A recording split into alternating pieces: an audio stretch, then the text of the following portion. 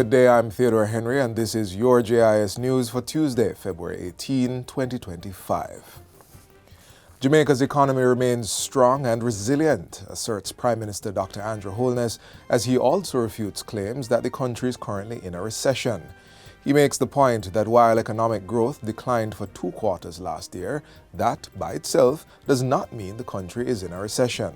The slowdown in GDP is not by itself a sign of recession. More things would have to happen. For example, if there were truly a recession and production fell, one would suggest that businesses would also be closing and unemployment would be rising.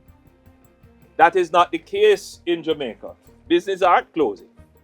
Unemployment isn't rising. In fact, for the last 7 years, our unemployment rate has been going down, trending towards full employment. The Prime Minister adds that last year's economic performance must be viewed in the context of a hurricane, tropical storm, and several weeks of heavy rainfall, which destroyed crops, disrupted electricity, and damaged road infrastructure.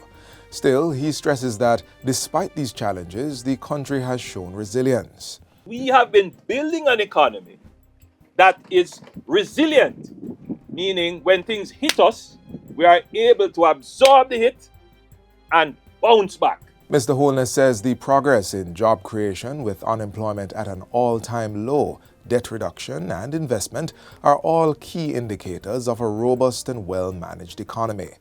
This, he says, is why the government was able to reduce its debt payment obligations for the upcoming fiscal year and use the fiscal space created to do things that benefit people, such as providing them with housing through the NSHP.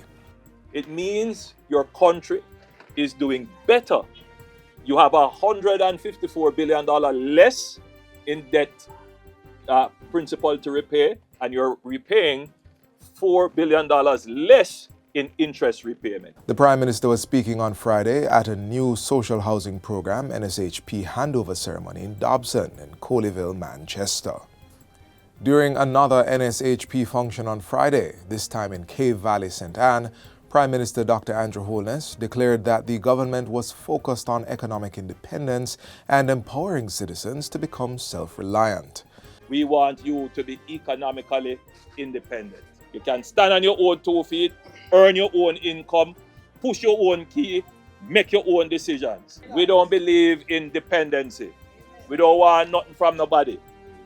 We're going to do it on our own, with our own resources. Dr. Holness says that as the country navigates the complexities of a changing global landscape, the government remains dedicated to building a strong and resilient economy capable of weathering shocks. He says the dual focus on economic independence and social responsibility is central to the government's vision for Jamaica's future. We must be able to stand up and take the blows, absorb them, get back on our feet and grow. Nobody is coming to save us. Nobody is giving us any favors. It's a new world. In other news, approximately $195.67 million has been allocated in the budget for the upcoming fiscal year for work on 2 justice centers. This is contained in the 2025-2026 estimates of expenditure, which was tabled in the House of Representatives by Minister of Finance and the Public Service, Favour Williams, on February 13.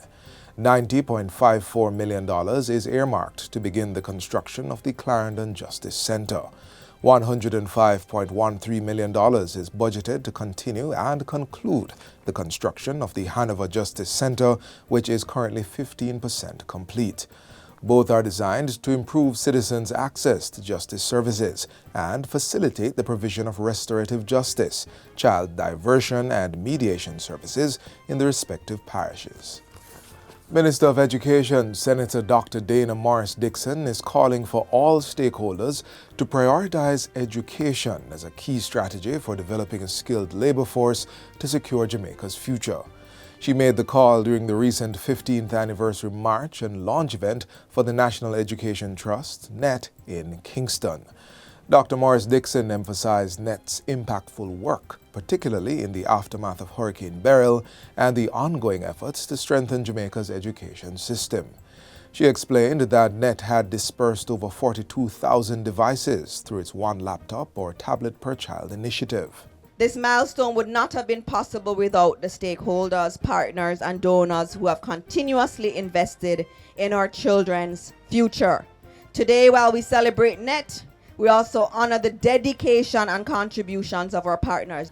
The 15th anniversary celebration highlighted NET's impact, reinforced partnerships, and aimed to inspire ongoing collaboration and investment in the advancement of Jamaica's education sector. And finally, 10 students at the Ensom City and Eltham Park primary schools in St. Catherine are recipients of tablet computers under the Universal Service Fund USF Connect a Child program. The initiative aims to support academically gifted students experiencing financial challenges by providing them with essential digital tools for their educational success. At the handing over ceremony, Minister of Culture, Gender, Entertainment and Sport Olivia Grange implored students receiving the tablets to continue striving for excellence and to not allow social circumstances to deter their dreams. She also advised parents and educators to recognize and acknowledge key traits in children such as curiosity, significant vocabulary, original ideas, and self-teaching ability. And that's it for JIS News Today. I'm Theodore Henry. Thanks for watching.